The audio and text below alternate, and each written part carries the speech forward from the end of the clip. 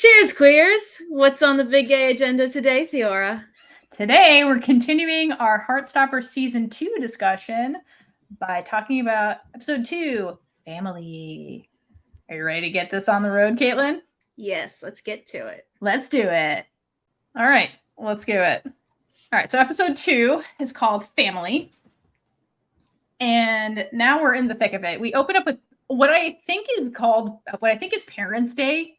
I don't know if that's what it's called in the UK, but it's like for some reason we're in the gym again, I think, and all the parents are like, it's like parents with their child meeting with the teachers, and it's like going over their progress so far. I have never seen parents and the students together with teachers. No. I mean, not in America. I feel like that would be our technically back to school night, which is not going over our we haven't gone over our progress since like elementary school. Right. They don't give a shit about kids in America. Let's be real. They just don't care. So maybe they care more in the UK. I'm not sure. But this gives us an excuse or a perfect setting to like meet all the families, because at this point we've only seen Olivia Colman and Charlie's parents and Tao's mom a little bit. So we'll start with Tao. So Tao's mom in this scene seems like genuinely supportive of Tao, and their relationship seems right off the bat really cute and close. But this scene is probably my favorite. So it's with the art teacher, and the art teacher is really concerned about Tao's art progress so far. And you would think it was like the worst thing ever. Or that it's like very disturbed, but it's not. Okay, I'll let you continue though. Okay, so we get evidence of why he's concerned in the form of Tao's fish drawings, which are not the best. He's trying. Okay. Why do they look like pigs? Yep, that's okay. So I think he drew some manatees or dolphins, and they kind of look like pigs. And then he has like, I'm trying to like see this better. He wrote stuff in. We took screenshots. He like wrote stuff in the margins. I'm trying to read it. Yeah, I'm trying to wrap it. So thank you. Okay, so the first one, he drew a picture of a lionfish, and he's like, very cross something out. Toxic. They have stingers that are deadly to the touch, I think. The second one is my favorite though. So he's just got on the left side of the page all these fish with like, there's one with like a devious looking smile, one that looks like it's on drugs, and he's just like, he wrote something about like, he said it was poison. I think he was about to say poisonous, and then he's like, oh shoot, it says toxic, not poisonous. Okay, so I do have I know what you're gonna say, and that's what I'm trying to find. Go ahead. He wrote something on there about like, I googled a bunch of fish or something. Yeah, so I wrote exactly what it said. Thank you. I looked up well, it's one of my favorite things on this page. I looked up pictures of fish for this page. Yeah. He's just like, he worked hard on it. So like, let's not. So there are many types of fish. Here are a variety of fish. It sounds like an elementary school's like essay. That's what I'm thinking. Like the fish he's drawing all kind of look the same, and like they're not detailed. I'm sorry, that wasn't the end of the sentence. He just splits up the sentences. So here are a variety of fish, but then it goes to this side that live in the sea. I looked up pictures of fish online, and then at the bottom for this page. That's my favorite. This is what he's submitting to his art teacher. And like, I wonder if Tao should stick to film and not drawing, because he is on the struggle bus with this submission. And then there's types of deep sea fish. Unicorn fish. I do like his unicorn fish. I think that one came out okay. But like the left side is just like, what are these drawings like? But the thing is, I have a bone to pick with this scene. All right, do it. Because all right, they're not L, okay? But clearly, I don't know if I have it. I can't draw for shit. Same. That's how I met Bree, actually, is by putting things online that I drew for some competition thing. But anyway, I think these drawings are pretty good for someone who can't do art. And because isn't art subjective? Like, maybe this was his depiction of someone who can't draw. Like, there's so many, and I feel like he could explain this so well. Like, he could just like improv the shit out of like an explanation. I mean, he probably should have wrote better paragraphs on the pages to like explain, but his thesis is the struggle bus. But like, you could tell he put effort into it. Like, it wasn't just like a blob with like a little tail. Like, he has details in there. And then I was wondering if he okay, this is where am I forgetting that they are in different schools again. So does he have to take art, or is he just there to be close to Elle? And then I'm just gonna read what I wrote. This is a stupid question because I now realize they don't even go to the same school. But maybe he's doing it so he can talk to Elle about it later and be like, "Ugh, art was rough today. I couldn't get my gills where I wanted them." That's what I just picture. He's like, I need to talk about art. So, and he's always like later he's into art. Like, he wants to go to the art museum. So like, absolutely, it's not like he doesn't care. Yeah, like, he looks at art. He likes it. Probably because Elle loves it. But yeah, I don't appreciate the way that they made him feel in this scene, because I think they could have been more constructive with their criticism. I'm just saying. Well, you should complain about that teacher. I'm really bad at art. I know this is a side note, but we had to do like these clay leprechaun sculptures, and they called mine a drunk leprechaun because it was so bad. Actually, I don't think it was the school. I think it was my mom's ex-boyfriend, but he did look like a drunk leprechaun. I couldn't get the hair to stick on. Like, nothing was like actually working. Art's rough. Art is rough. I struggle with art. Art is rough. So Tao's doing his best. We get to see Olivia Colman be very supportive of Nick, which nothing has changed. He's doing extremely well in school, according to his teachers, which is the opposite of what's going on with Charlie, apparently. But I love it when Olivia Colman smiles at Nick. Because it's just always so cute. It's so like, cute. You can see the supportiveness, and just like, you feel free to just say anything because she's just so supportive. And even if Nick wasn't doing well, I feel like she'd be still probably like, that's okay. We can work on that. I feel like that's what she'd be like. Yeah, she's so sweet. I love his mom. I know. They have a beautiful relationship. One of the moms we see but don't get a lot at all about is Isaac's mom. So we see Isaac's mom is there, but we don't really get much. I really want more of his story as well, because I really want to know what his home life is like. Same. I would love to. I mean, we get to see his room that's just books everywhere, but that's about it in this season. Yeah. I want to look more closely at his room too, because I feel like there has to be something in there. That sounds like a challenge. I accept. Let's do it. Last parents, before we get into Charlie, I know, is we do, because it's why this character is the way they are. So we get to see Ben with his mom and his dad, whether they're bio mom, bio dad, not sure, but he's got two parents. And he's just sitting there really smugly getting nothing but praise from his teacher. They're like, you have the highest GCSE grades, great student, blah, blah, blah, blah, blah. And I will note that, like Ben, his dad just looks like a sleazeball of a person. He's just there with like open collar, no tie, smug expression that matches Ben. So for me, I get the impression that his father is somebody that Ben is trying to emulate, and Ben's father looks like typical toxic masculinity type guy. So I think that this is where Ben's behavior really, really comes from, is this specimen of a role model that Ben is living with.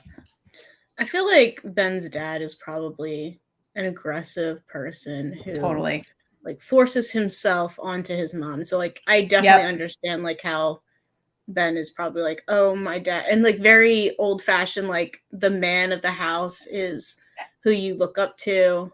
Yeah. I feel bad for his mom. Yeah. And that's what I'm saying. Like this woman that's here, stepmom, bio mom, not sure. But yeah, that is the I get that impression too. Exactly. That is Random Ben's home woman life. he found on the street and forced to come pretend to be his mom. I don't know. I hope there's no human trafficking involved in this Parents' Day. That's not what I meant. I didn't I know. even think of that.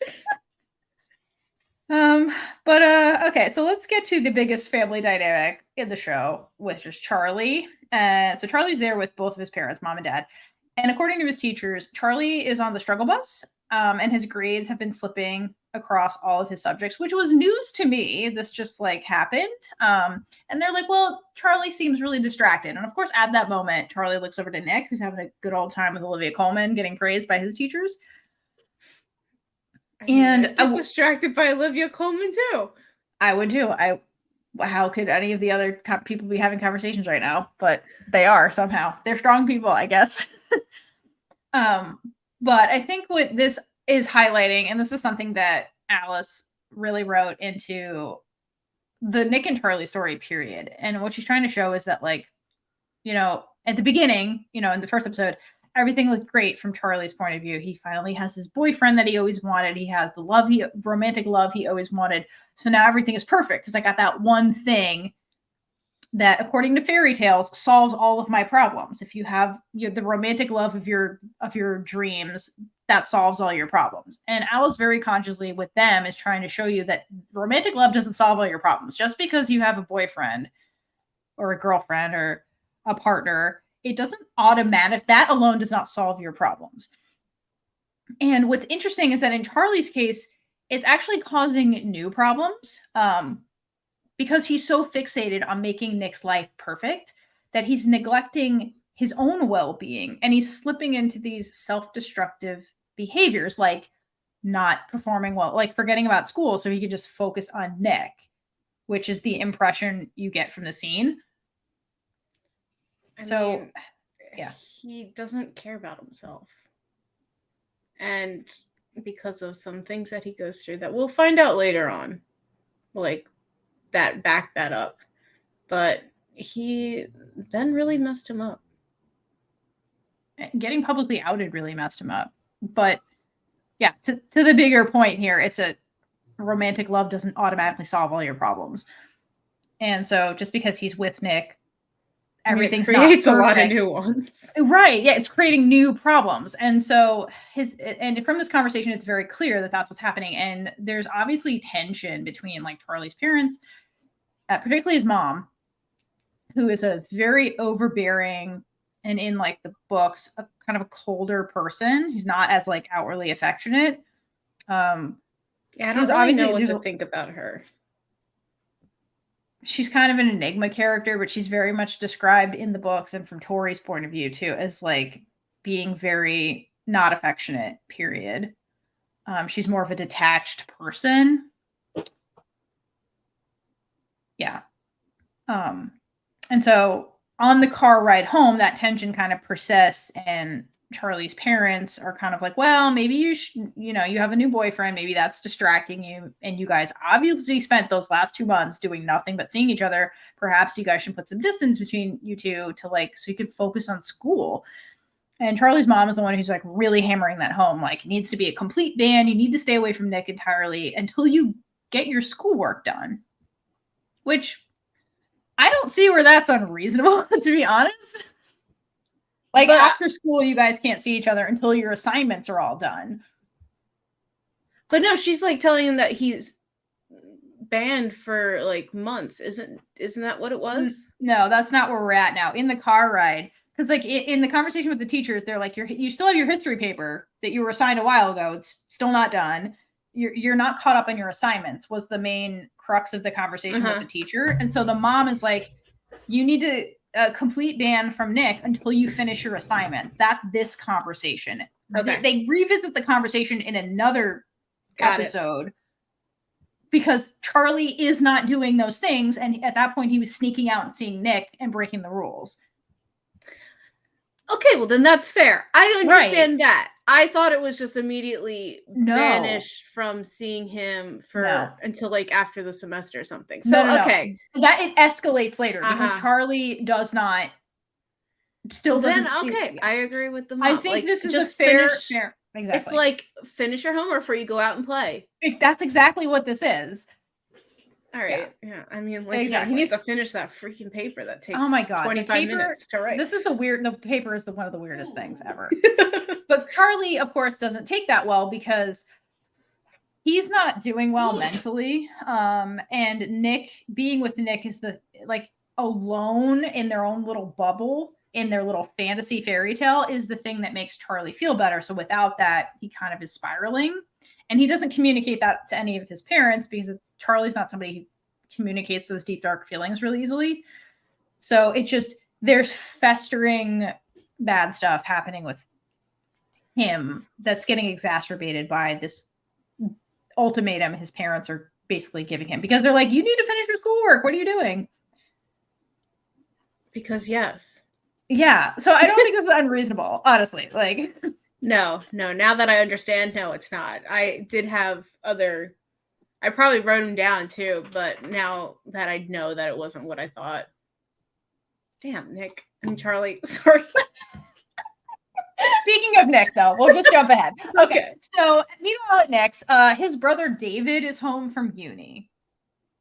So we get to meet David. And Nick's described having a brother before, and he is described by Nick as a dick. So already that's not a good relationship. And Nick, understandably, because he knows what his brother's like, doesn't feel really comfortable having Charlie around anyway, because his brother can act like a bully. So Charlie spirals more because he's like, ugh, my parents are forcing me to stay away from you, and I just really want to come see you. Can I sneak out and come see you? And Nick's like, yeah, my brother's here, who's an asshole. Do not come over here because it's going to put you in a worse mood.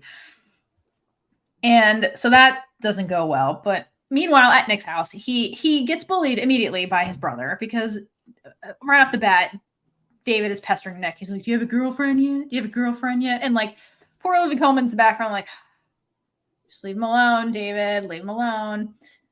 There are two types of older siblings. One who's very supportive and you're very close to, and then one like this. I have one more like this one, and it sucks. It really sucks to have an older sibling who you hate being around. Yeah, and so why on earth would Nick want to offer up that information? Like, even if Nick had a girlfriend, why would he tell David? Yeah, because you're an asshole. Why would I tell you this? I'm not going to share anything with you. And Nick's mom collaborates that, where she's like, listen, you don't owe him anything. You don't owe him any personal information about your life. Which I love. I love that. And it's so true. And that's kind of like one of the themes in this season also is just like part of what makes coming out is really for other people. And like you don't owe people personal information about your life. You owe them nothing. It is up to you to share what you want to share. Like, you don't owe people any information. So I do love that she says that to him. I know it's later. I just want to mention it real quick, but she does this with his dad too, and I just love it. Yes. Because like it's so important to know, like, they don't deserve, like, especially if they're people that are not in your life and don't care about you, they don't deserve to know anything about you. Yeah, exactly. You don't, and in this context too, because they're dad, brother, blood relations, you don't owe your family that information either. It is okay to set boundaries with family members. Like, that is okay. Yeah. Which luckily media is portraying more, and I'm really happy about it. Yeah, exactly. Like, I like all the mental health kind of things that are sprinkled throughout this show. It's important to see it portrayed in such a positive way and to like give those lessons to people. Mental health's done so nicely on in front and behind the scenes. Like, I love that they took mental health to heart and to really, really made sure everyone was okay, and the representation there. Yeah, learning that from Pierre was really cool. When we talked to him, that like before they even started anything, like this show was like, we want to have this service, and like they were proactive about it because they deal with like part of the plot lines. It's becoming more apparent in season 2, but a big, big, big heavy plot line is like the dark mental stuff that Charlie goes through. So I think it was really smart that they did that, even when they didn't know they were getting those seasons that we're going to discuss those topics. I was surprised like they had it since the very beginning. I thought it was because they kept talking about that it was darker, so that they brought it in, but no. Exactly. It was, and that's amazing. Yeah, agreed. But when Charlie is texting Nick that he isn't allowed to see him, he's about to text that I'm sorry. Yes. And then he erases it and says, I am so angry. So he is finally, even though he has issues like with his own feelings, like he really takes on other people's emotions, which is why he was going to say, I'm sorry. He said, I am so angry. So he's acknowledging what he feels instead of just trying to apologize for everything. So he's really starting to be assertive for himself. Yeah, that is such a good point. Yeah, I love that part too. It might have been easier for him to do that in a text, where like Nick's not really directly in front of him. And you do get that opportunity to like you said, the reflex for Charlie is always I'm sorry, which like if he was in person, he would have just said it versus like I can erase that and say what I really mean. So I do love that scene. So now we have to go back to Imogen and Ben because they are a thing. Theora wrote, ew. I concur. But the very first time we see them together at the school, Ben isn't even looking at Imogen. No. It just shows how little he cares about her. He's always staring at Charlie. Always.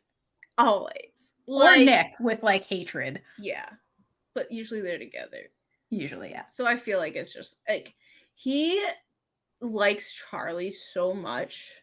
He doesn't know how to contain himself. And it's just like, how does no one else? I mean, we do see like people do start like kind of noticing stuff, which is great. But yeah. Anyway. But like it's obvious immediately that like Imogen's his beard. Yes. Like, I mean, he uses her as a beard. They're both beards. Let's be real. Yep. Just one is an ally, quote unquote.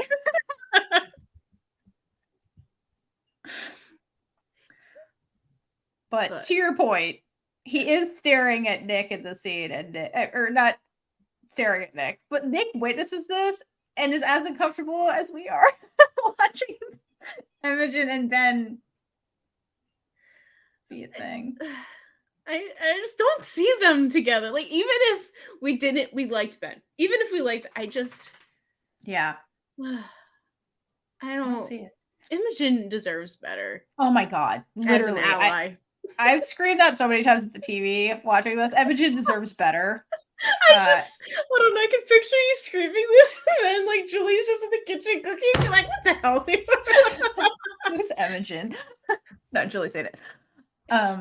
But yeah, like for Nick, it's uncomfortable because it's Ben, and he knows what Ben did to Charlie, which is be a predator. And then Imogen's one of his closest friends, like hence the whole sleepover that was focused on Nick telling his closest friend. So it's like uncomfortable on a lot of levels for Nick, Yeah, I mean, it's uncomfortable just being in Ben's presence. Well, yes. And Imogen's plotline for me really highlights found family, which is like another big plot or big theme in Heartstopper, because but especially it's centered around mostly Charlie's friend group that just keeps expanding.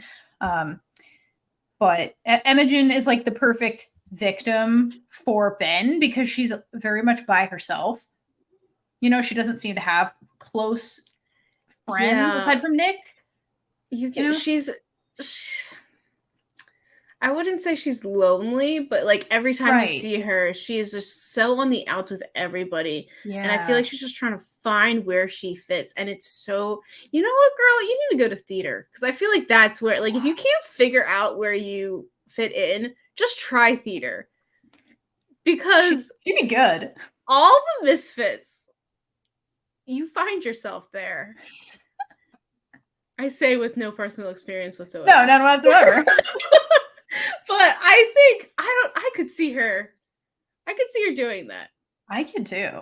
And I feel like that part of her plot line is so relatable to me. I always felt like that. Like I never had like a Charlie group of friends since I was a small child that were like fiercely loyal to each other. Like I felt very on the outskirts of other people for a lot of like my youth.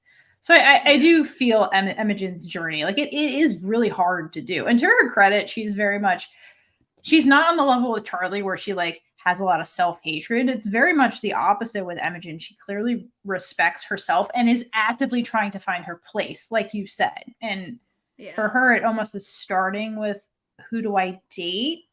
And maybe it's because they're at that age where like that's the next step is, who do I date? I believe I say this later, but Ben and Imogen, I feel like they're just like, it's expected to be dating someone. So totally. This is the expectation of for teenagers. So, and I totally understand that, because I was like, I was not confident at all. So I was like very against it, but it's just like, you think that that's what you're supposed to be doing. If you're not, you're a loser or something like that. Totally. And especially because like everyone's in a relationship, and poor Isaac, this is what he's witnessing as well. So I feel like Isaac and Imogen really need to talk more. I think those two could, both of them, he would do well in theater too. Like I feel like he'd just be that. Oh like he could be like the director. Or you know what? I wouldn't say stage manager, but like the crew, like the technician. Yeah. I feel like he would do really well with that. He'd be good there. But they should, Alice, listen, season 3, let them talk to each other. I think they should, it's bringing this back full circle. They should put on a show and not like a big plot point, because that's not the show really, but like just as like a background thing. I feel like it'd be funny if they were like required to put on a show for like one episode. Just the chaos that would ensue with this whole friend group. Instead of prom, it's like the spring play or whatever. Of course, it's at Truum because everything's at Truum. Yes, because they get the budget. They do, but Truum isn't the only school. So let's go over to Higgs and see what's going on. So this year, it's prom not year, but this season. Big plot point is prom. The Higgs girls are planning the prom.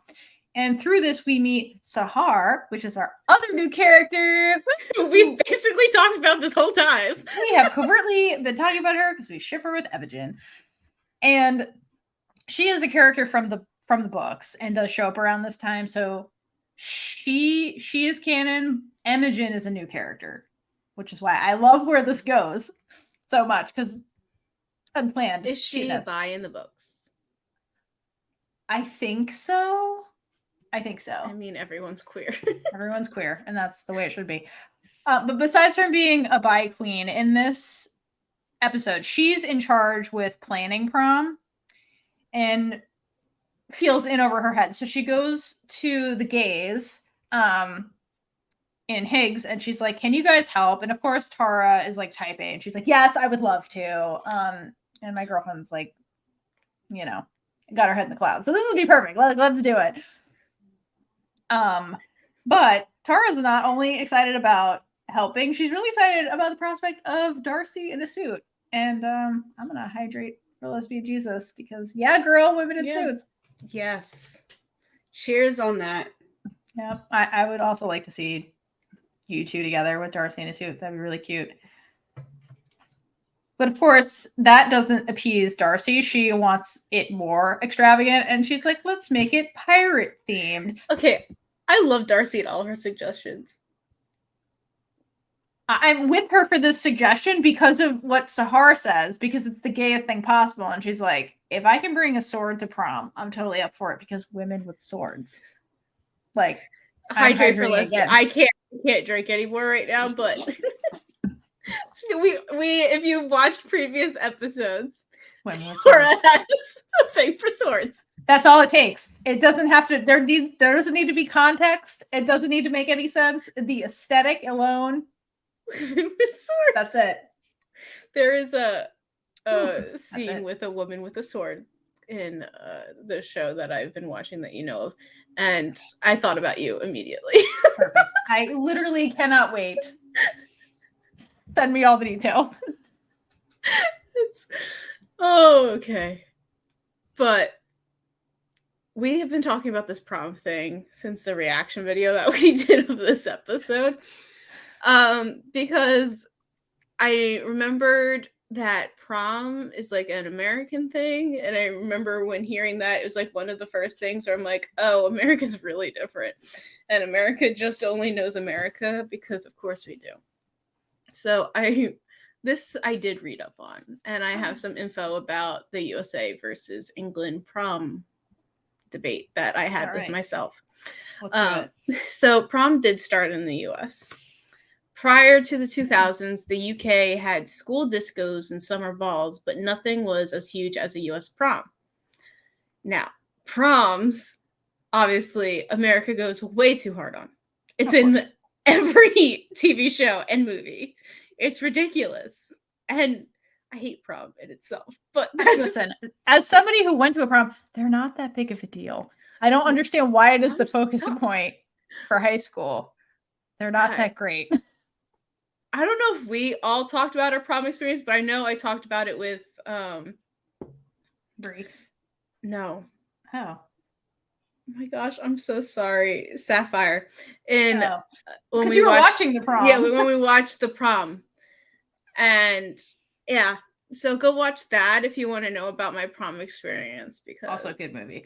Yeah, great movie. Yes, music. Anyway, so the U.S. media made proms become a thing in the UK because apparently, I guess our media is very apparent in other countries, whereas it's not the same the other way around, which is why I'm learning about England right now. Because it doesn't go both ways, unfortunately, but we're going to change that. But according to this article that I read from 2004, parents weren't too thrilled about it, mostly because of the cost, and that it was because their kids are watching TV and movies, and that's why it's a thing now. They hated that they were like getting it from Americans. And another thing that like really confused the shit out of me was that it was in July. And so in the US, proms are usually in May, sometimes June, but usually May, before the end of school and exams. Like you're not even done school, you go to prom. But in the UK, it's after the GCSEs are finished in June and July. See, to me that makes more sense because it's like a celebration that everything's over. Versus America, it's like, let's celebrate now. Then suffer after. I get why they would do. Yes, I know. I was like, everybody's so focused on prom that they're not studying. Right. That's what I mean. Like, it seems silly. At the same point, like, school's over and it's a school sanctioned event. So I don't really understand why they would put on an event after school's out. Also, I don't think their breaks are like our breaks, where our breaks are like 3 months. Like they're usually off for like a shorter period of time and then they come back to school. So school's almost like more like year round because the breaks are divided and shorter too. Really? Mm-hmm. So someone not from America or who's lived there needs to like explain everything. School 101 for us. We're trying really hard. Like, but I am doing research. Like, I'm trying to learn. The prom thing is really interesting because the same thing happened with Halloween. So that was an American thing that only happened in America, and then it became popular in other parts of the world because of media and the way it like spread around, and now other places do Halloween the way we do it with like dressing up and getting candy. Which so that wasn't my point. That I have always said that media has the power to change the world. It does. Art is not the way we want to change the world, but yeah. So now everyone has to beg for candy every October, and you have to spend like $400 for prom. Yeah. Notice it's always things that cost money. That's why everybody's like, "Fuck you, America." Capitalism. I was about to say communism. I'm like, that's not it. Communistic. I mean, is there anything more communism than Halloween? It's just you just share candy with people, regardless of who you are. I was like, that's not the right C word.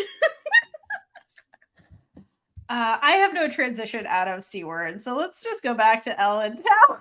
I got nothing. And we'll get through them. So they're still at this point on the outs with their feelings. But Elle is talking about it more with her friends, and she's getting conflicting advice. Like Darcy is like, go for it. Tara's like, no, girl, keep your distance. And Sahara's like, there's a boy. She's just entering this friend group.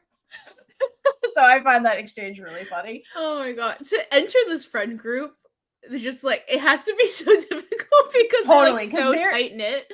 Yeah, but which makes it more and more amazing the way Tara and Darcy kind of jumped in. Because, like, think about it. They've only known Elle for, like, a few months. And they're already, like, very in the group. So, yeah. Sahara's going to fit in great. But I just love that exchange. I found it really funny. But ultimately, Elle is really trying to figure out what to do. Like, trying to figure out her college situation. And she wants to go after Lambert Art School. And is really focusing her attention there, even though she knows it's gonna put her distance between her and Tao. But if she's trying to shut these feelings off, maybe that'll be a good thing. So she's kind of like grappling with all of that. And it's proud of her for not changing her dreams for a guy. Yeah, totally. Which she easily could have done. Mm-hmm. And for Tao, he can see that Elle is really slipping away into this art college world. And it's making him sad. And Tao's mom can see that too. She is their ship captain, by the way. She ships the two of them so hard since season 1. Yes, she's so cute about She's them. So cute. But right before, Theora and I had like a slight little break, and we were talking about subtitles in watching it. So this is, if you have the subtitles on, I don't think you can really hear it, but you can read it if the subtitle's on. So while Elle and Tao are texting, the group is talking about a photo booth, but there's no budget for it. So they're trying to figure out, they're like, we could just have a box. But I didn't hear that. Something like that. You can hear that in there, but this is the line. So Darcy says, well, we could make Elle paint everyone instead of photos, then it's free. Poor Elle having to sit there painting everyone. She just becomes the like prom caricature artist. And I was like, I couldn't figure out who actually says it, but I think it was Darcy because it makes sense. No, that's definitely a Darcy line. Sahara doesn't know these people. She doesn't know Elle can draw, and Darcy's already offering up his free labor to replace an actual photo booth. That's a Darcy line. That it's free. Yeah, no, that's such a Darcy line. Girl, you gotta pay for the paint. What are you talking about? It's not free. You gotta pay Elle. Oh my god. So the prom planning is off to a fantastic start, as per that line. Yes. But unfortunately, we have to leave prom planning and we head over to what's going on with the GCSEs. So we're back to Silent Study Hall with Nick and Ben paired up because, of course, they are. And because of these GCSEs, Charlie is Charlie and Nick can't see each other as much because Nick has to focus on these big exams. Also, Charlie has a band, so like they're not meeting in form anymore. So like in school, they see each other less than they normally would have. So it's like kind of exacerbating that condition, which so Nick doesn't seem to be struggling with. Charlie's definitely struggling with. Nick is just like, all right, we have to do what we have to do. Right. Yeah. And Nick is in a better mental place than Charlie. So Charlie's like, all of these factors are making Charlie spiral. And so what Charlie does in this episode is he's like, okay, let me devise a clever way to see Nick somehow. So he manages to get, this is ridiculous. He manages to get so stupid. It's so stupid. He managed to get into this GCSE study hall by somehow convincing Mr. Farouk that he has Nick's only pen and has to return it to him. Meanwhile, I'm sure that Nick has something in his hand. Yeah, Nick is already in study hall. It's like day 2 of this. He has a pen with him. Like, what is this? Also, you cannot convince me that Mr. Farouk would not just be like, all right, I will give it to him. Because it's a freaking pen! Correct! Why does Charlie have to deliver it to Nick? And then they proceed to have like a 3-minute conversation. Like, it doesn't take 3 minutes to give somebody a pen. No. And to your point, in what universe is Mr. Farouk gonna let this happen?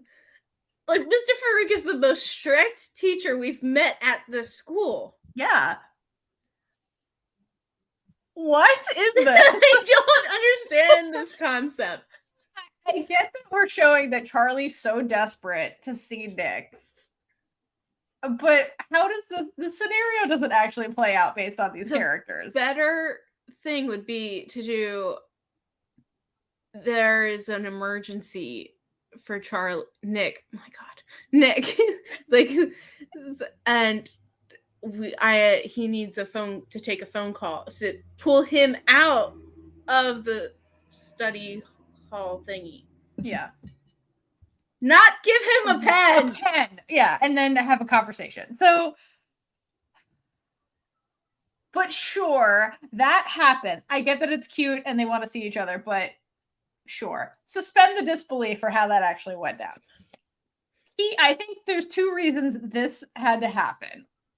It's one, because cute stuff, and then two, because Ben sees it. I think that's the big thing here. So, of course, once Nick has his only pen back and he goes and sits down. With two pens. Now he has two. Yeah, he has to hide the other pen he was already using. Ben, of course, has to immediately cannot help himself and starts taking digs at Nick. And so he's like, oh yeah, stop being so gay, maybe in public, and people won't think you're dating or whatever. Or, like, snide bullshit like that. Because Ben cannot help himself. Because like you said, he keeps staring at Charlie. He obviously has some residual feelings. He handled that like a dumpster fire. And he's pissed off that Nick has what he wants. And it has the courage to, like, be somewhat open about it and at least talk to Charlie in public. The audacity. And so Nick is not having any of this bullshit from Ben and basically calls him a predator, which, yeah, like, he basically calls him out. He's like, you assaulted him. I watched you, and you're just a predator. Like, fuck off. And while that is all valid, Mr. Farouk overhears them because they're talking in the silent study hall. And he remembers who he is. Yeah. Yeah. He's like, oh yeah, that's right. I made strict rules that nobody should be talking. So you guys keep breaking those rules. So here's what we're going to do now. Now you're going to leave and everybody can silent study for this big exam. And I'm going to put you two in a locked room together, sitting next to each other. Kill each other, don't kill each other, whatever. And he leaves. You said they sit next to each other. There are at least 3 desks in this room. Yep. With dividers. Yep. Okay, so Nick sits at the very furthest one, closest to the door, which means that Ben is the one who chooses to sit next to him. Yeah. I'm assuming to just piss him off because he doesn't want anyone to be happy since he will never be allowed to come out. Yeah. He is just, again, he's one of those guys that seems to be common with men in particular, but it's not limited to men, who just don't know how to process. That's who Ben is, who can't process his own feelings. It's because he cannot process his feelings. He puts it onto other people, points it out, and then makes fun of them. He wants them to feel what he's feeling. So I think he's trying to make Nick feel like shit when it comes to Charlie the way he does. So your point is absolutely correct. He chose to sit next to Nick to piss off Nick. Like, he was doing that completely on purpose. I just want Ben. I want to like Ben, but we can't. He's the misery. I feel like he's a tragic character to me. He is. Yeah, I mean, you explain him more to me later in the series, and I understand more, but his behavior is highly unlikable. Yeah. That's how he got the misery name. So then we get a Nick and misery comparison when they start talking to each other. Because Ben cannot, very consistently throughout the whole show, Ben cannot own up to his bad deeds. Like, he just can't. He can't own the fact that he was wrong. He verbalizes many other excuses of what's going on rather than looking inward to be like, it's me. Hi, I'm the problem. It's me. He does not do that at all. So what part of the conversation he's like, because Nick's like, oh, so you just moved on to Imogen real quick, and I'm afraid that you're with Imogen because she's my friend. And Ben's like, oh, I'm not allowed to like girls and boys. Like he thinks that that's the problem versus like, you were a predator to Charlie, and like I'm afraid you're going to do that to Imogen. And you're already treating her like shit. Totally, exactly. Like again, Ben doesn't take any of the responsibility. He's just like, what? It's because I can't be like bisexual too. Is like I'm just reframing it, but like, and like for Nick, I think that these lines that Ben's giving in this conversation are a little bit triggering because I think the comparison has always been there, at least for Nick, maybe Charlie too, between himself and Ben, because they're, you know, both like Charlie, but they're both having these secret relationships with Charlie. To Nick's credit, he doesn't want this to be a secret because he's ashamed and wants to hide Charlie the way Ben did. But I can see the way Nick can feel like, wow, I'm doing the same thing to Charlie and I'm hurting Charlie, even though I don't mean to. Because he knows how much Ben really messed up Charlie, not just like the assaulting stuff, but like it's very, Nick watches Charlie like a hawk, and it's very evident anytime he's around Ben, like he shrinks, like Charlie really shrinks and gets inward, and it clearly upsets him. And I think on some level, Nick is afraid that he's, you know, a lot like Ben in a bad way, even though he's not. But I think I can see where Nick would think that, you know. Nick goes into bodyguard mode every time Ben's around, for not even just Charlie, for Imogen too, which we see later. But Ben's effect on the group. Yeah, I mean, and again, at the core of it, like you said, Nick really looks out for other people and their best interests, whereas Ben's entire thing is he just looks out for himself and his own, you know, self-interest, which is why even when they bring up Imogen, Ben automatically makes it about himself, not about Imogen, which is really telling about where his head is. Yeah. So after the pen incident, Nick and Charlie do manage to see each other despite the ban, because Charlie keeps breaking the rules. Yeah, it's all Charlie's fault. I know, it's Charlie's a little instigator, and Nick's happy to see him, but he's just like, you stuck out again. Yeah, he's like, what are you doing? So they make plans to meet at a neutral ground because Nick's house still has David the homophobe in it. So they meet out at the park, and like Nellie gets to come. So Nellie gets to come. And it's really cute, and they like play with the dog, and like the start of like Nick being the person in the relationship who just is the photo historian who takes all the photos. Anytime Charlie does something cute, Nick's like, I'm gonna take a picture. It kind of like starts to get obvious here when Charlie's playing with Nellie, and it's really cute. And another thing that's comes up here, or starts at least, is the theme of Charlie stealing Nick's hoodies. Which that was in the book too, and it's really funny because at one point Nick's like, "That is the only hoodie you haven't taken for me, and I need it. It's like winter." So like, but it is a cute thing, and a very like, you know. Speaking of Charlie, so Charlie likes the hoodie because they're bigger on him. He talks about this in the book. They're bigger on him, and they smell like Nick, and so it's very like comforting for him. And he keeps doing it, I think, in this season, and they made it more obvious. It's because that's Nick is his kind of like comfort, and so when they can't see each other, like that's a way for Charlie to cope with like the bad mental stuff that's going on with him, is by like having a piece of Nick with him even when they're apart. So I think that's kind of why we start seeing that here in this scene. Nick needs library rules where like you can only have certain amount at a time. You have to bring them back in 2 weeks, and then you can just keep checking stuff out.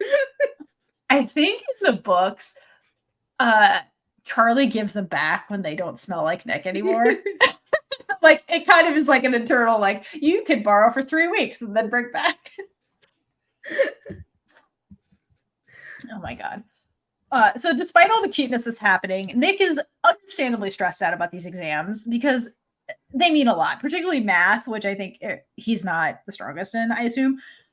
And of course, like Nick is just being like, this is how I feel about this exam I have to take. Charlie immediately internalizes Nick's feelings and is immediately like, let's fix it. I'll study with you. It's like, Charlie, You just got like banned from going to Nick's house because you're not focusing on your schoolwork. And here you are jumping headfirst into Nick's schoolwork because he feels stressed out about an exam you're supposed to feel stressed out about. Relatable. I would dub that type of person. But they should really do work together. Correct. And like Charlie doing his own work while Nick is doing his own work, not Charlie doing Nick's work. Yeah. Or, so again, this is each other's work, and then it's Charlie takes the GCSEs early. But again, it's just a continuation of Charlie just ignoring himself to focus on Nick. And then they make out for a bit because it's been 2 days. And we haven't kissed in 2 days. It's always 2 days. Always 2 days. What's with the 2? Like, is there a significance of this 2-day thing? Not that I'm aware of, but that seems to be their marker, or at least for Charlie, when it's like, it's been too long. It's like, been 2 minutes. It's been 2 days. It's been 2 days. Well, now the clock restarts for 2 days. And as Charlie's walking home, Nick, with the photo collection that he has, starts posting them on Instagram. And as the season goes, they start getting bolder and bolder, like what he's posting and what he's writing. So in this one, he posted a photo of Charlie with Nelly. His grid is all Charlie. Oh my God, I know. His photo album, it's literally just Charlie. Which, yeah, if David ever got that, game over. But he posts a photo of Charlie playing with Nelly, and the caption he writes is, "I think Nelly loves him." Well, yeah, Nelly loves everybody. Maybe right, not Nick? David. Is it Nelly that loves him, Nick? Is it? Nelly loves everyone, like you said. You telling on yourself there, buddy? Actually, Nelly doesn't like everyone, which I make a point later. Oh, you're right. I mean, but nobody likes this person. Yeah. And I like when Charlie sees the Instagram post, and then he gets his little happy rainbow walk that's all swirly, because like Charlie needs some happiness and like happy thoughts. So I'm glad he got this. It looks really cute. It's cute. I love the way they do the rainbow. It's like a pastel-y rainbow too. Yeah. It's just like it looks more dreamy.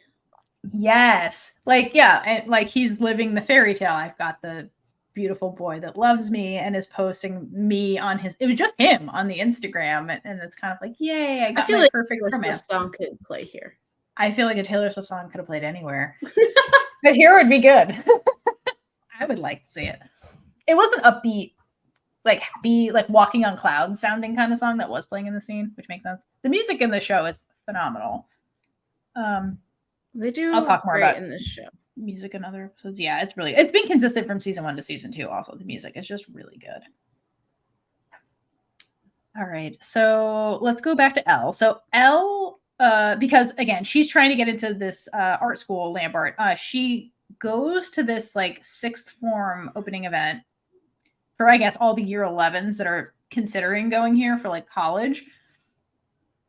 And I'm not even gonna ask. I will do research later.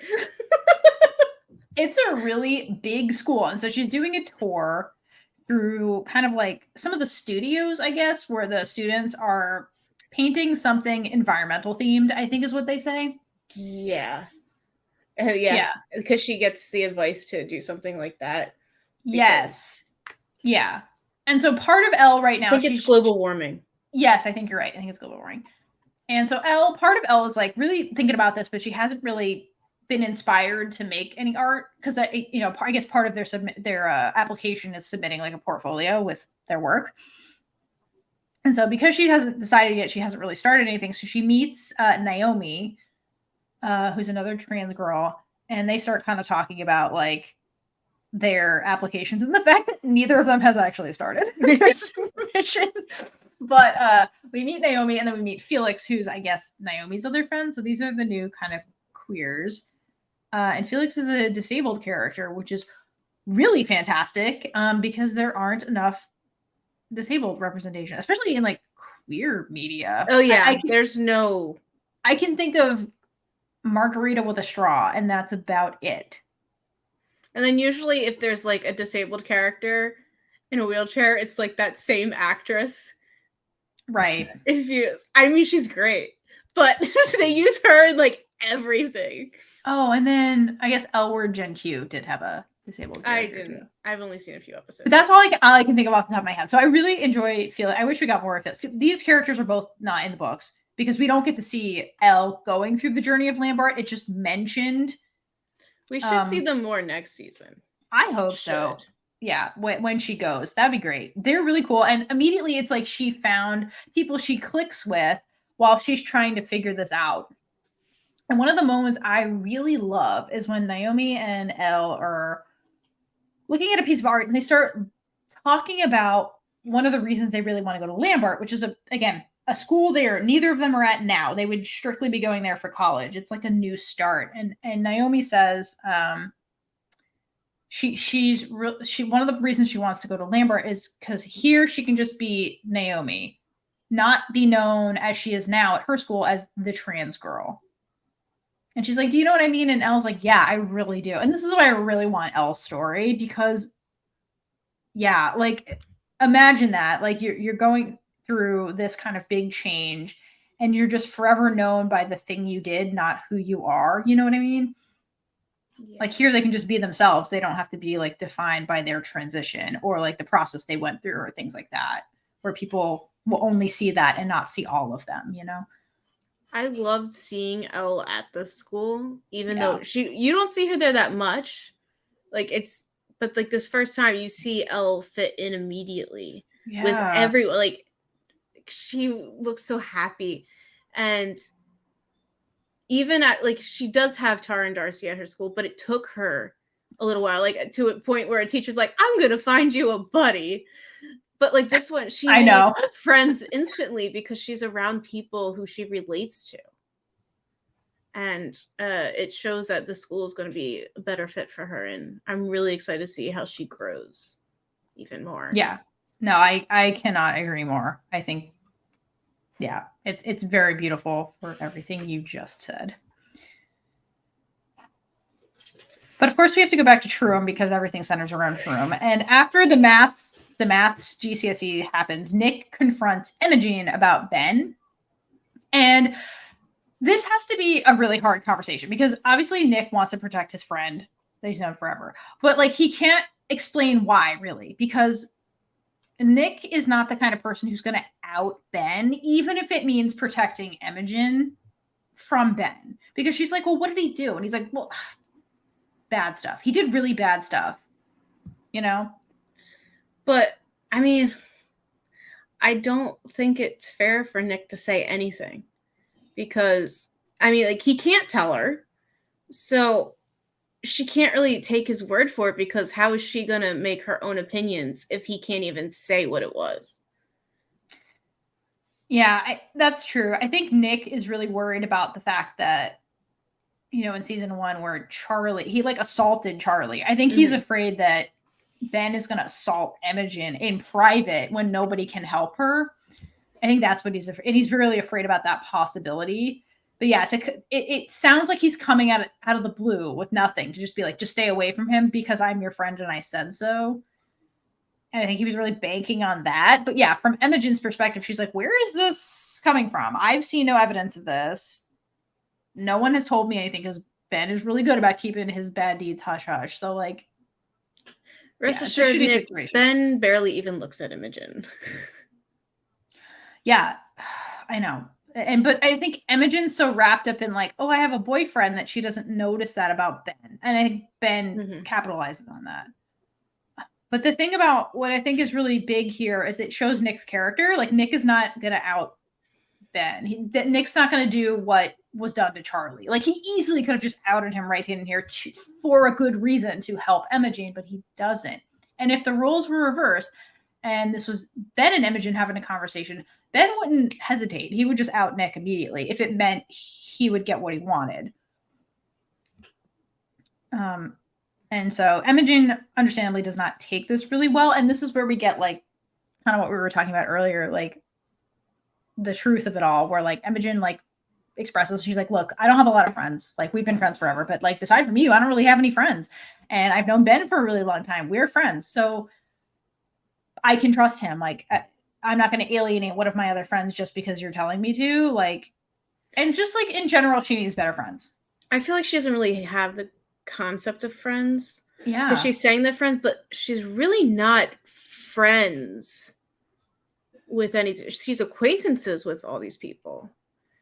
But being friends is something different. And when you are on the outside of everything, it's really hard to figure out what a friend is. And I think that sleepover is like the first time we do see her start to make friends. Yeah. No, I agree with you.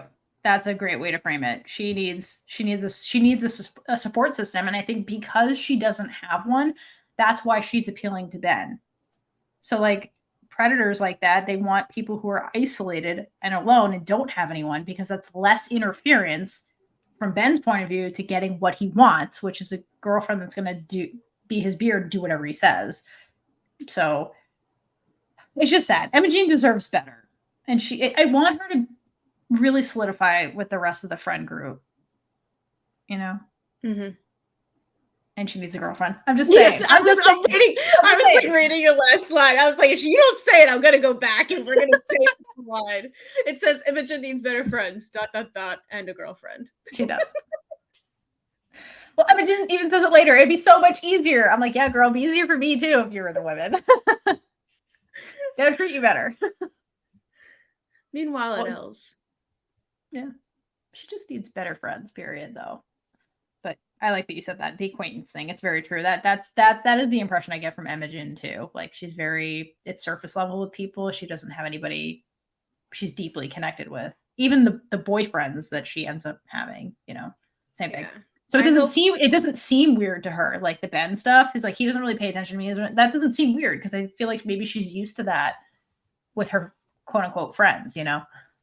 I really hope in season 3 we see her get close to Sahar. Like, not even just for like as girl. I just want her to get close to somebody and get to know them and like have someone understand her so deeply like all these other characters have. Yeah. I would love if Isaac was thrown in there too, like you suggested. Also, I feel like they could bond about stuff. Maybe she reads. We don't know. But yeah. Okay. Well, so then we shoot on over to Elle's house. So we get to see Elle's parents, who are the cutest, and her house totally looks like a house that an art prodigy would grow up in. You know what I mean? There's like cultural art all over the place. There's lots of colors. Like her parents seem super. It's not chill. cold at all. No, it's not what I would imagine Ben's house would look like. And the reason we're there is because Elle is getting ready to go clubbing with the Lambert queers, and Tao comes to visit. But hold on, before Tao even gets there, her mom's telling her, don't you think that outfit's a little too short? I'm like, yes, I agree. First of all, that outfit was like so tidy and short. I agree. And girl, if you're going to go clubbing, like be careful. Also, isn't it cold? I can't figure out the weather because there's like half has long sleeves on and half has short sleeves and shorts on. And I'm like, what's the weather? What is England? It's in Paris too. Oh yeah, no, Paris was even more confusing. I agree because of the cold. Yeah. Anyway, so while that's happening, yeah, we get to meet Elle's mom a little bit more closely. And may I say that like the women of this family are so stylish. Like they have some of the best wardrobe, and I see where Elle gets her fashion sense from. And I love that it's the mom who spots Tao, and she's like, "Your boy is here." So their parents ship them so hard, and it's the cutest thing ever. The reason that Tao comes to visit is because he feels like he's been acting weird around her because he has been, because he's trying not to act weird, but he's acting weird because he's trying. And so he's just try. I know, just be weird. I know, poor Tao, but he's doing his best to like be like, no, we're still friends, right? So he's like, I thought I'd come here, we can hang out like we used to, basically. But Elle's very much like, no, I'm going to go do this thing with these new people that I met from the art school. And I'm sad that she didn't invite him. But I get why, this is her own thing. And she's exploring her new life. So I totally get it. But just, I can see where he would take it as like if we were still friends, you'd invite me to the new thing a little bit. But I understand why that didn't happen. I just don't really think he'd like it anyway. Like, he would go just to spend time with her, and like, because like she asked him, like, he'll do anything for her. But I feel like he would rather just like stay in with Elle and have a backyard date. I mean, he definitely would. He's the dinner and a movie kind of guy, obviously. I still think that their date should be like back of a pickup truck with a white sheet outside with lights all around and a projector. That would be really cute. Yeah. And like there's just like pillows in the back of the truck. Like, it'd be really cute. That would be. Well, where were you when town needed help figuring out the Elle date? Kaitlynn, what the hell? Also, does anybody have a pickup truck in England? Not as common. I don't know. Is that an American thing? It's not as common. All right, but that would be an SUV. It's like one of those small cars. They just like open the door. Back of a Mini Cooper. Mini Cooper. All right, we can do it on the ground as well. I mean, just a little more bugs. Just more butterflies. That's a thing. Yeah. Just be butterfly. So meanwhile, at Nick's. So Nick finished his math GCSE and he doesn't feel super confident about it because he doesn't like that subject, I'm assuming. And so Charlie comes to cheer him up, breaking his parents' rules again to come cheer up Nick. And it's not like he's just came to see him for a hot second to give him a hug and cheer him up a little bit. No, they had time to like watch a whole ass movie and Charlie fell asleep during it. So like it's been a while, Yeah. But so they watch a Marvel movie. Is it canon in the book that he doesn't like Marvel movies? Like, yes, this is a direct scene from the books. Because like if you look at Nick's your typical like guy, so he likes Marvel. Charlie does not like it, and he straight up falls asleep during a Marvel movie. Because I think someone commented pointing out that it's ironic that he doesn't like Marvel movies since he's in a Marvel show in real life. Do you know what show Joe's in? Yeah, he's gonna be in the Agatha spinoff from WandaVision. Oh, I'm so excited for that one. They're already done filming, but it's got pushed back even like longer. I'm so excited for it. It needs to stop going through name changes though, because it used to be like Covenant of Chaos and or is that the new one? Something I don't remember. It used to be like Darkness of something. I'm excited for that. I didn't know Joe was going to be in that. That's really exciting. Yeah, I just found out. But yeah, that's not a dig at Joe. It is a. That was from the. That's I think his character's supposed to be queer in that one as well. God, I hope so. I want Agatha to be queer. Oh yeah, wasn't that supposed to happen? Either way, like something has to happen so we can talk about it. All right, so yeah, we'll definitely talk about it. If anything, just for Joe. Oh, that's exciting. All right, cool. Okay, so important things that happen during this scene. One of the most important things is that Marvel movie's over. Nick's like, enough, you fell asleep. And he's like, do you want some food? And Charlie says, no, I'll eat at home. So put a pin in that. So instead, he's like, give me some tea because I'm 80 years old. So they're English. Grandpa. That's why. Well, because Charlie totally has grandpa energy because he always wears sweaters because he's somebody who's always cold. This is a canon thing. So he's always in sweaters. And then he likes his tea, like an old man. So it is endearing and cute. And so Nick goes to make him tea. And while that's happening, his asshole brother David takes advantage of Nick being gone to interrogate Charlie. Because David already had seen that Charlie on Nick's phone is the heart. Who he's basically dating. So when he finds out that Charlie is Charlie, then that he puts it together. But here's another good example of put the subtitles on every once in a while, because I didn't notice this. But when David walks into the room, Nellie growls at him. Oh shit. That's bad if Nellie's growling at you. Yeah, and I was just like, damn. So yeah, I'm keeping subtitles on forever now. That's hilarious. I love that Nellie did that. They're having a cute moment together too, where Charlie's just like playing with Nellie. He's like, "You're so cute. You're so cute." He's like, David fucking ruins it. So yeah, David puts it together that they're dating, and of course Nick comes in as David's interrogating Charlie, and he's like, "Get the fuck out of my room!" And then like all hell breaks loose because David's an asshole. Yes. And it gets to the point where they end up like going downstairs, like fighting. And Charlie is clearly like freaking out as this fight starts in Nick's room because Charlie immediately is like, this is my fault because I'm here. Not seeing the writing on the wall that like David's a dick. And Nick has been saying that consistently the whole time, which is why you haven't been at his house. Not just because of the ban, it's because David is just like this. And when they get to the bottom of the stairs, like Olivia Colman has to interfere and like break this up. But David really, it's really sad because as his older brother, what's coming from him should be perceived by Nick as like even more harmful because it's like your brother is supposed to love you. And he's throwing biphobic shit onto his brother. And I feel like unfortunately this is likely a reality for, you know, bisexual people, bisexual men, maybe more so, that like his brother's just like, why can't you just admit you're gay? Like if you're going to be gay, just say you're gay. Like, don't pretend you're bisexual and stuff. And he like refuses to accept that like that is who Nick is, you know, like, pick a side. People who are bi. Because like the amount of people who are just like, I don't believe in bisexuals. I'm like, what the hell?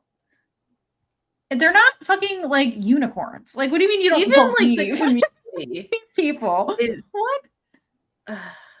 It's ridiculous. And to have it come from your own brother is really super, super fucked up, you know? Yes.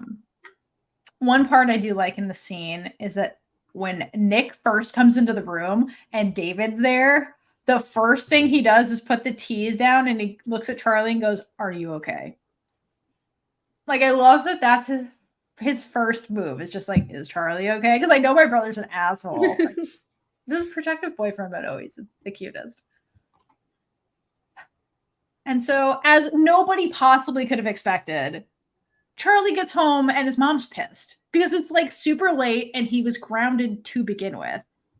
And so this is the part, Kaitlynn, I think that you were thinking of earlier. At this point, this is what his mom's like, you're grounded until the end of the term. Mm-hmm. Because the original conditions were until you finish your schoolwork that you're behind on, you can see Nick after that. Now he's breaking that rule and going to see Nick anyway and coming home late when he's not supposed to be out. So his mom's like, you're grounded until the end of the term. So Charlie's really pissed and he storms back up to his room and his dad stops him and asks if he would like dinner, to which Charlie says, I ate at Nick's. And he did not eat at Nick's. If we recall, he refused food from Nick and said, I'll eat at home. So this is the start of Charlie's like eating disorder being hinted at, or at least that is starting up for Charlie again. So something I noticed in this is that his mom is really obsessed with his grades, but his dad doesn't seem to be as much. Like, he doesn't like get upset about anything, but his dad looks genuinely concerned about Charlie when he comes home because he just doesn't look good. Like, he doesn't look okay. And I feel like his dad probably doesn't agree with the mom in everything because, but I mean, like, again, at the point, I thought that the mom was like really strict from the beginning, but it wasn't like that. But I don't think the dad would step in anyway. Yeah, and that I think that reads true in the show and then in the books too, because both of their children have serious mental health issues going on, and like the parents don't seem to notice, intervene, or really care. They seem more detached from their children than like if you compare like the Springer family to like the Nelson family, where like Olivia Colman and Nick seem way more on the same page, and she seems to notice more things about Nick than like his parents do. Because like, remember in season 1 where like Nick and Charlie first started hanging out and he first mentions him to Olivia Colman, and she's like, I've noticed you seem more like yourself around him. Mm-hmm. You know, so like his mom is more observant of his health well-being. The Springer parents are not. Like that is pretty consistent. Yeah. But yeah, the mom seems much more detached than the dad, and it's all the kids. It's not just Charlie. Like reading Tori's book, like it's the mom just seems like that in general. Which maybe she has mental health stuff going on too, and just we don't learn about the parents. But yeah, either way, Charlie's like, you know, is going under the radar in terms of the fact that there's something deeply going on with him, and nobody is catching it at this point. Nobody, not even Nick, because Nick is distracted with his exams right now. Mm-hmm. And his freaking brother. And his freaking brother. And honestly, it's not Nick's job to like do this. Like Charlie's family is not supporting him right now because they're not. Well, Charlie's not communicating, but also like they're not picking up on what's going on with him either. Like you said, Tori is though. Tori's much more observant about Charlie, but even she. And but she doesn't point in as much. Like she just like observe until the point where she has to. And that's in Solitaire also. Like she doesn't intervene with Charlie, even when moments when she feels like she should, she doesn't. But yeah, she's more supportive of Charlie and the fact that she notices him and his mental health decline than his parents do. And then, okay, so to exacerbate the whole thing and to kind of bring this on home, so Nick and Charlie start texting, and Nick's like, hey, I should have told my brother sooner. I'm sorry I didn't tell him. That's partially why this whole thing blew up. And then, of course, Charlie immediately starts blaming himself. He's like, I'm sorry, this was my fault for coming over. And the one that hurts the most for me is like, I should have stood up for you against your brother. So Charlie's blaming himself for the fact that like he didn't intervene and get in the middle of the brothers when they were fighting. And it's like, Charlie, sweet baby, like that's not your you can't fight all of Nick's battle, but he just seems to have it in his head that like I can protect Nick. I have to be the, you know, knight in shining armor for him at all times. Like it's like, Charlie, who's your knight in shining armor? Boy, you're not doing well. And in response to kind of this like message that Charlie sends Nick sends him this really adorable voice message that basically just says like, it's not your fault, Charlie. And I love that he did it as a voice message because he's like, I feel like from Nick's point of view, I feel like he's like, this is something you need to hear and you need to hear me say it. And I love that he does that. It's so freaking adorable. It was really sweet. And it's definitely more assuring if you hear someone say it. Yeah, exactly.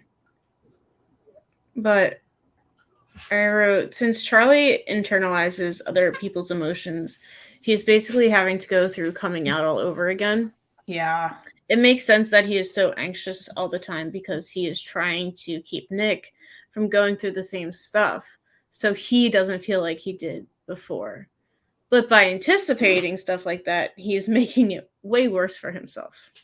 Yeah, it's almost like he's psychologically reliving his trauma through this process, even though the trauma is not happening to Nick, like you said, like the possibility of it happening, and to see like something like that verbal spar-off match that just happened, like it must trigger a lot of stuff for Charlie and what he went through.